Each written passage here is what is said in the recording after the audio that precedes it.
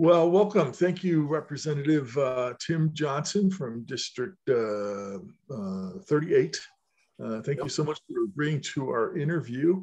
And for a second time, let me just jump right into it to respect your time. So our first question is, what did the legislature accomplish during the 2022 session that will help families in your district?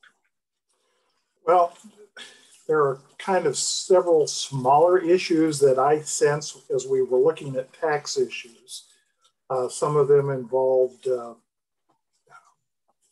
credits for certain types of families and incomes. The fact that now we have to have actual reporting by each governmental body that's going to have its mill level and its budget to show if what they're doing is increasing taxes. And I think that is important. The one that I thought was very important was the issue on sales tax on food. And I think we all realize that food is something that we need to protect. And we're talking about the actual necessary items. I would like to have seen it maybe come into effect a little quicker, but I do respect the leadership's concern that by dropping it immediately, as we might be facing a serious recession, could actually hurt the state.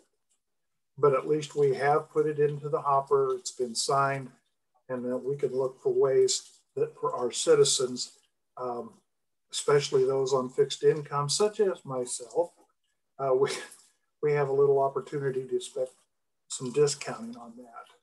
I think that was an important part at the end. Probably for some of my people, when I came in 2 years ago, we had just come out of a tornado in Leavenworth County and Douglas County, and myself and Representative Neely had introduced, we at the time called it the tornado disaster relief. It took 2 years, but it was passed this year. And instead of tornado, now it reads disaster relief bill, which will provide some tax relief through each county to individuals who had damage on their property from outbuildings. They will be able to receive credit on their appraisals. And I know in Leavenworth County, in our area, we have a lot of business people. People have workshops, et cetera, or farming. They lost their buildings and were still being appraised and held accountable. It passed, and so it will be retroactive. And I think that clearly will help the citizens, especially in the southern end of our county, but it's going to be there for the future. Excellent. Well, thank you very much for that information. Our second question then is, given that legislative accomplishments, how will it help local businesses in your district?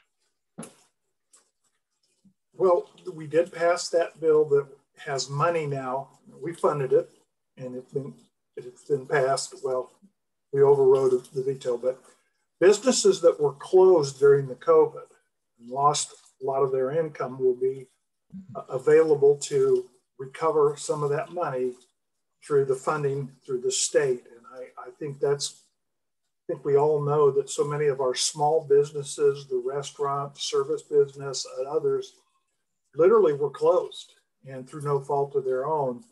And I think this money is necessary to restore them so they can get back into what they need to do. Other things on the business, now we have an issue that's still kind of waiting, and that's that big Apex bill that part of my district includes Johnson County, at least for the present, and in DeSoto. That was a bill that was designed to bring in major industry to the state of Kansas. Maybe a bit controversial for the amount that it was, but we know that it involves a large battery factory, making car batteries for Tesla. And it's $1 billion project in jobs. So it's going to bring in not just the plant, but if it does arrive, we're going to have subsidiary jobs, the delivery, as many as 10,000 jobs within our community. I do want to point out that due to rezoning or redistricting, I will lose all of Johnson County, and my new district will just start at the Leavenworth Johnson County border, and I will now go further north, right along behind Leavenworth and then touching part of Leavenworth. So changes in the 38th district are on their way.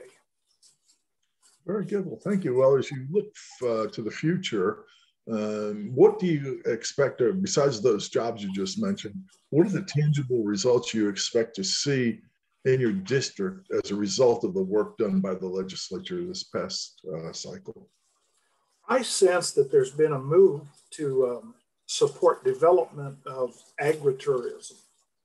In our community in Leavenworth County, if you look at the number of what I call agritourism, and a lot of these refer back to the wineries that are producing, but they become event centers. And Leavenworth County has a large number of those sitting in and around our region. And I see that as a great opportunity for us, but not just agritourism. My hope, and I don't know if this is going to happen, but we need to get tourism going back at Fort Leavenworth. Fort Leavenworth is a marvelous historical site.